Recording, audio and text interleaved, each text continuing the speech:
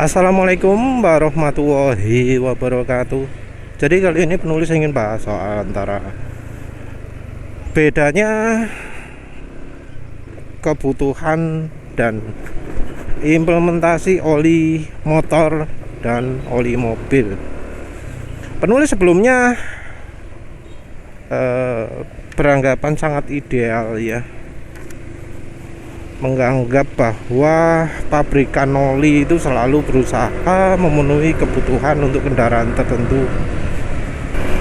Jadi untuk kendaraan ini tipe olinya yang cocok ini, bahan oli ini, aditif ini. Tapi ternyata kenyataan lain ya menunjukkan hal yang berbeda. Karena ternyata dari pabrikan sendiri hanya sedikit memvariasikan kandungan aditif dari olinya. Nah, ada ya yang masih beranggapan bahwa oli itu resepnya dibuat sedemikian rupa sehingga sesuai dengan kebutuhan kendaraan masing-masing. Ya sebenarnya banyak sih ya. Ada yang bahkan sampai ekstrim kan ya.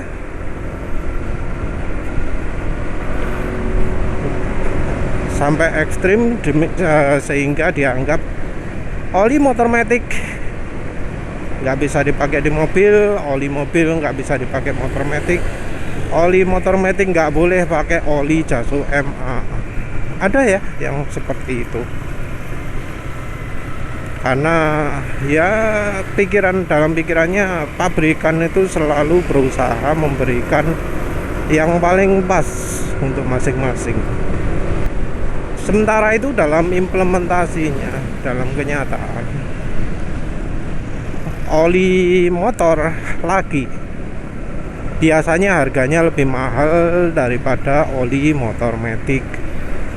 Oli PCMO lebih mahal daripada oli motor lagi. Walau ada yang oli motor laginya lebih mahal dari versi PCMO-nya.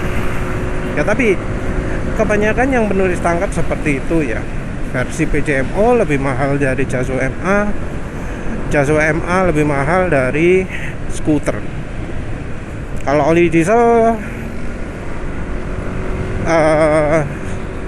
kadang paling murah, kadang lebih mahal dari Jaso MA, tapi biasanya lebih murah dari PCM. Harga yang berbeda seperti itu ya indikasi lah seberapa banyak pabrikan menginvestasikan rupiah ya ke pembuatan olinya. Jadi kalau buat oli motor matic itu biayanya jauh lebih rendah daripada untuk motor lagi, lebih rendah daripada untuk oli mobil. Yang bikin rumit adalah karena dari pabrikan itu enggak terpaku hanya pada pemilihan jenis kendaraannya saja, tapi juga iklim ya. Kalau iklim biasanya dari pabrikan bukan soal kekentalan, tapi soal seberapa banyak viscosity index improvernya.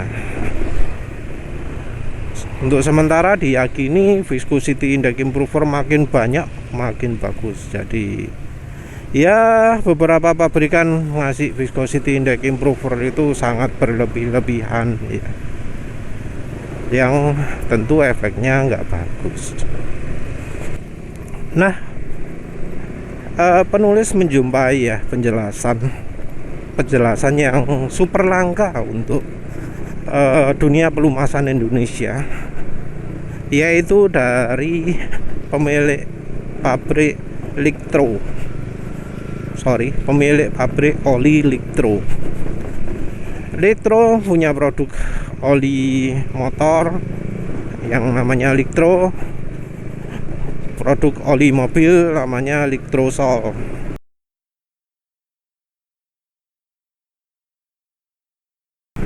Nah, si paknya ini menunjukkan bagaimana perbedaan kebutuhan dari oli untuk motor dan oli untuk mobil. Jadi si paknya ini tidak rekomendasi menggunakan oli motor di mobil ataupun oli mobil di motor.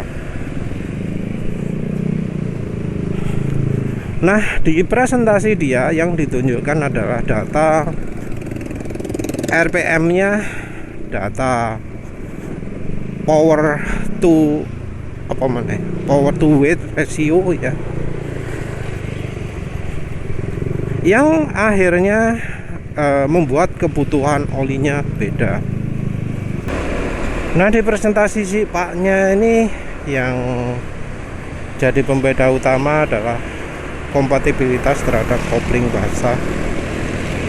Ya tentu ini untuk motor lagi ya, jadi disebut friksinya nggak boleh terlalu low.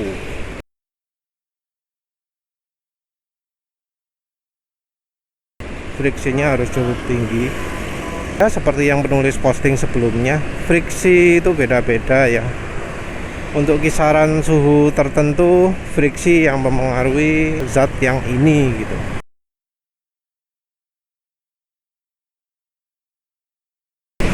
Di grafik itu, di gambar itu ditunjukkan bahwa kalau untuk temperatur cukup rendah, oli mineralnya sendiri yang mempengaruhi licin atau tidaknya. Kalau begitu suhu agak naik sedikit, kemampuannya jauh berkurang. Baru setelah itu yang bisa membantu adalah fatty acid. Seperti pemirsa sudah tahu, penulis ini sering promosi pakai minyak goreng, dan fatty acid itu ada di minyak goreng seperti oleic acid, stearic acid, palmitic acid, linoleic acid.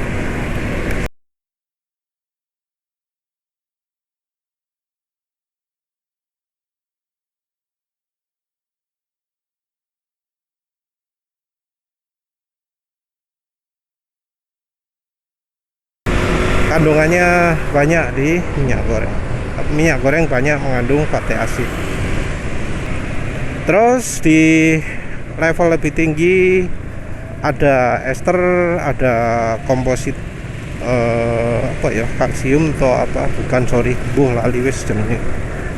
Terus ada komposit fosfor, ada komposit sulfur. Kalau fosfor itu JDDP, kalau sulfur itu MOS2, WS2, TiOS2 gitu ya. Jadi untuk yang suhu sangat tinggi sekali sulfur, yang agak rendahan pakai fosfor, yang rendah lagi mbuh lali jenenge opo. Nah, untuk friksi kampas kopling, sepertinya yang dimaksud itu adalah dari bahan yang sulfurnya, jadi yang kayak molybdenum, tungsten,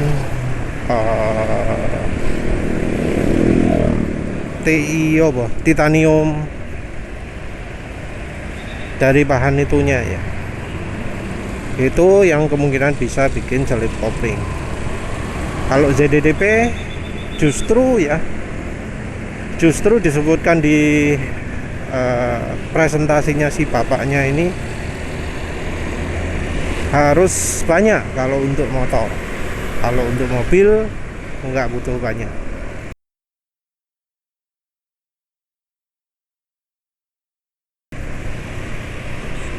Menarik ya, karena di standar mobil emang diminta harus diturunkan, tapi penulis nggak pernah tahu kalau di motor ternyata ZDDP harus cukup banyak. Dan ya seperti penulis jelaskan tadi, walau ZDDP itu zat anti aus, walau itu zat pengurang friksi, tapi ZDDP bekerja di temperatur yang lebih rendah daripada molybdenum atau semacamnya. Jadi walau oli motor banyak ZDDP-nya tidak bikin selip kopling. Beda kalau misalnya olinya mengandung banyak yang aditif moli dan semacamnya. Jadi yang pertama soal keamanan kampas kopling, yang kedua soal ZDDP, yang ketiga soal shear stability, soal ketahanan terhadap shear.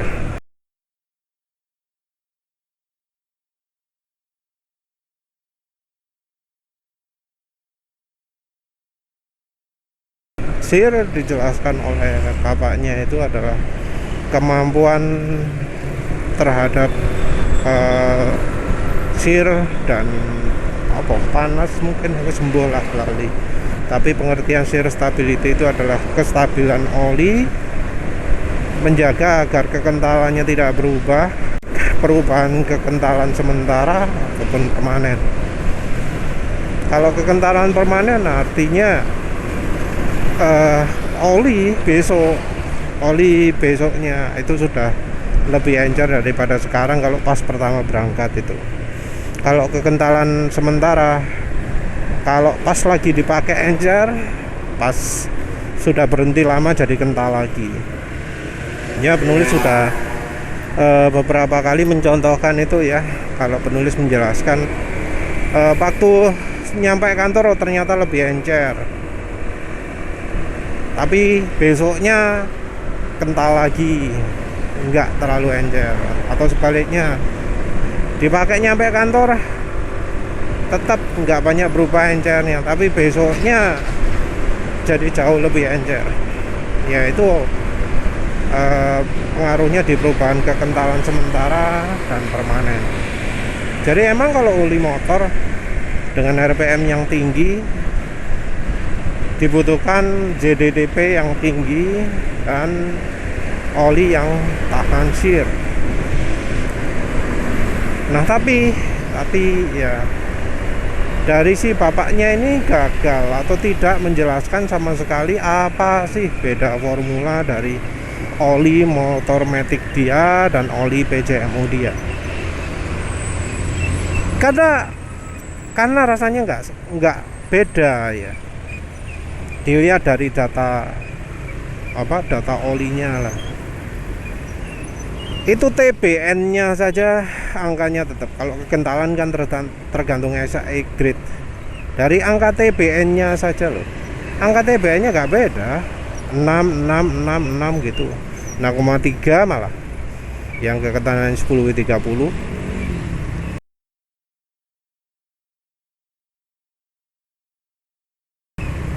Itu tandanya apa? Kalau TBN-nya sama, berarti ya aditifnya, kandungannya kemungkinannya juga sama. Karena rasio yang dibutuhkan juga beda ya. ZDDP sedikit, minim. Itu kalau di mobil persyaratannya ya antara 600 sampai 800 ppm. Kandungan apa nih itu ya? Fosfornya kali ya. Nah, sementara itu kalau yang untuk motor mestinya ya 1200 lebih ya. Itu harusnya cukup membuat angka TBN-nya beda, tapi nyatanya sama. Selain itu juga deterjen zat pembersih ya. Katanya kalau oli motor butuh pembersih lebih banyak karena pemakaian RPM tinggi, karena oli jadi lebih cepat rusak, maka butuh pembersihan deterjen yang lebih banyak. Tapi ya nyatanya TBN-nya tetap sama ya. Dan yang aneh, oli dieselnya pun TBN-nya segitu. Jadi lihat data itu penulis malah ragu mau beli oli Liktro. Karena kok sama. Jadi dari sisi aditifnya saja sudah diragukan. Tentu akan lebih meyakinkan kalau si bapaknya bisa nunjukkan, ini loh, untuk oli mobil kami pakai ZDDP-nya segini, oh oli motornya ZDDP segini. Terus untuk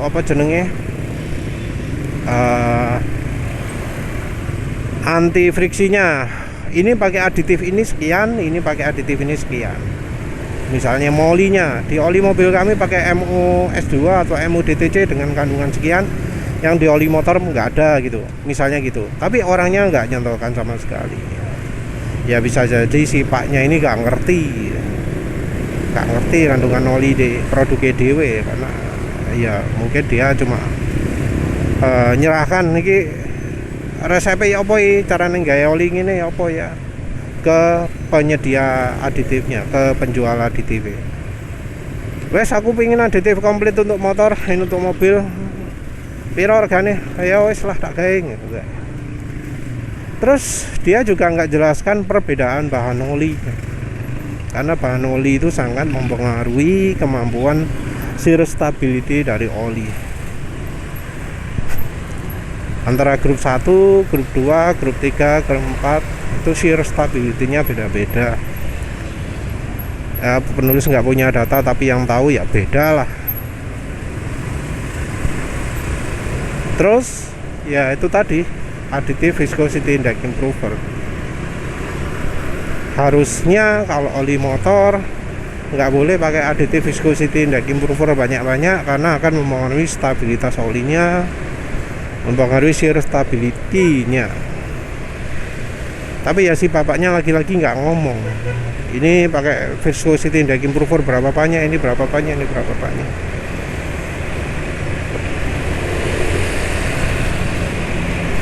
Ya kenyataannya sih ya, penulis itu kalau nyoba oli secara general, kalau oli motor itu nggak segitu halus, nggak begitu halus kalau dibanding versi oli mobilnya. Untuk merek yang sama dan kelas yang sama, oli motor Jaso MA itu biasanya kalah halus daripada versi oli mobil. Nah, oli motor matic itu biasanya sedikit lebih halus daripada oli motor lagi, tapi masih kalah jauh bila dibanding versi oli mobilnya. Entah itu ZDDP atau apa, pokoknya penulis ngomong halus lah. Ketika dipakai RPM rendah makin lama makin halus, itu karakternya oli mobil. Oli Jaso MA jarang yang begitu, walau ada. Oli motor matic jarang yang begitu, walau ada. Tapi ya oli motor matic ketika dipakai RPM sedang gini, RPM menengah gini, masih ada efek makin lama makin halus. Tapi dibanding oli mobil ya jauh. Oli mobil itu di RPM rendah kerasa efeknya, RPM menengah kerasa efeknya. Dipakai top speed ngebut pun di beberapa oli mobil yang bagus kerasa efeknya, makin lama makin halus. Jadi kalau oli mobil lebih lengkap. Entah mengapa ya. Kalau oli diesel biasanya di RPM rendah saja. Cuma sedikit oli diesel yang di RPM tingginya makin lama makin halus. Oli diesel itu biasanya kalau dipakai di motor RPM rendah dan menengah saja yang makin lama makin halus. Nah itu dari sisi aditifnya, aditif anti aus, aditif anti friksinya, mengurang friksinya ya. Nah dari sisi bahan oli sama saja ya.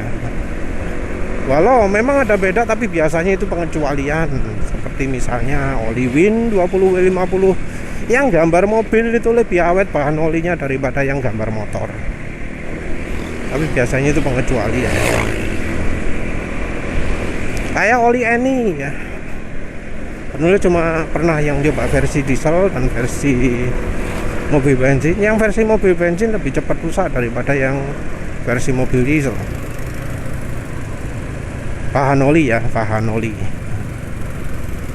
Anehnya yang versi diesel yang apa SAE40 itu malah lebih apa ya, lebih licin RPM tingginya daripada yang versi mobil. Kalau yang versi mobil dari atas sampai bawah, tapi yang atasnya nggak terlalu terasa, ya semuanya nggak terlalu terasa. Kalau yang saya 40 yang atas malah yang makin terasa ya, aneh.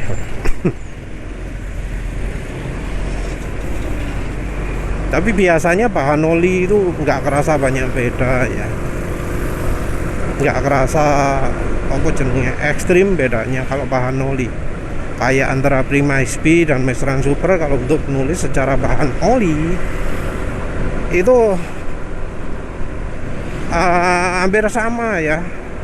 Yang parah mungkin cuma Enduro itu lebih parah.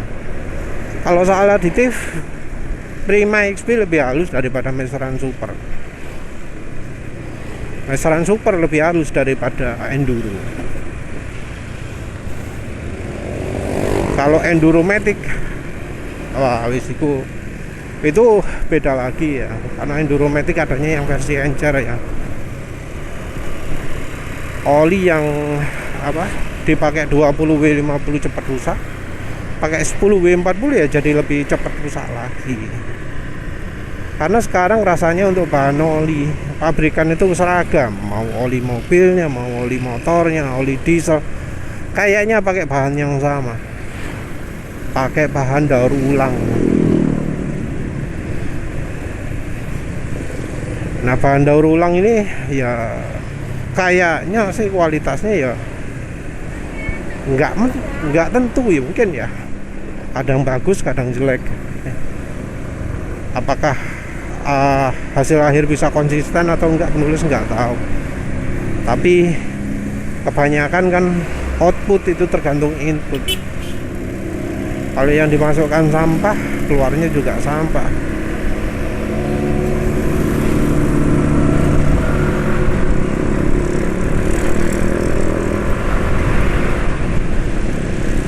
Tapi yang jelas berdasarkan pengalaman penulis, bedanya sedikit kalau dari sisi ketahanan ya. Malah dari beberapa oli Jaso MA itu ketahanan malah lebih buruk daripada oli mobil. Ya mungkin karena oli mobil diposisikan lebih tinggi, budgetnya lebih tinggi, harga oli mobilnya lebih tinggi. Jadi mungkin saja yang oli motor dikasih KW2, yang oli mobil dikasih KW1. Ini termasuk yang versi motor matic-nya juga ya. Kalau ada juga ya beberapa pabrik melakukan pengecualian di mana justru yang versi untuk motornya dapat kelas lebih tinggi, seperti misalnya merek oli FK, terutama oli-oli lama ya. Karena oli motor yang kental yang 20W50 yang berapa gitu dikasih PAO, sementara oli mobil kentalan sama 20W50 nggak ada PAO nya. Ada ya yang seperti itu. Tapi poinnya, kalau sekarang pabrikan itu kayaknya sudah nggak begitu membedakan antara oli mobil dan oli motor. Semua tergantung dari harga. Karena harga oli mobil lebih mahal, maka aditif untuk oli mobil dibuat lebih komplit, lebih banyak daripada oli motor. Untuk kompatibilitas terhadap kopling basah sendiri ya sudah terbukti ya, beberapa oli mobil aman kok dipakai oli motor, seperti misalnya Fastron 15W50, Win 20W50 gambar mobil. Kemana ya olinya? Gak ada contoh lagi. Wes lah, itu aja yang oli bisa direkomendasi. Kalau untuk motor matic, wes bisa lebih bebas ya. Kalau untuk motor matic bisa pakai Ravenol TSI gitu misalnya. Tentu oli rekomendasi masih tetap Masteran SI40, Masteran B40, Fastron 15W50, Repsol gambar motor PP ya, walau sudah langka ya. Ini oli GGI B40 yang 12.500 per 400 ml juga boleh dipakai. Bahan oli ini lumayan bagus, kita tinggal tambahkan aditif saja, minyak goreng sama oli samping, bisa klop. Ya wis itu saja, terima kasih udah menonton. Assalamualaikum warahmatullahi wabarakatuh.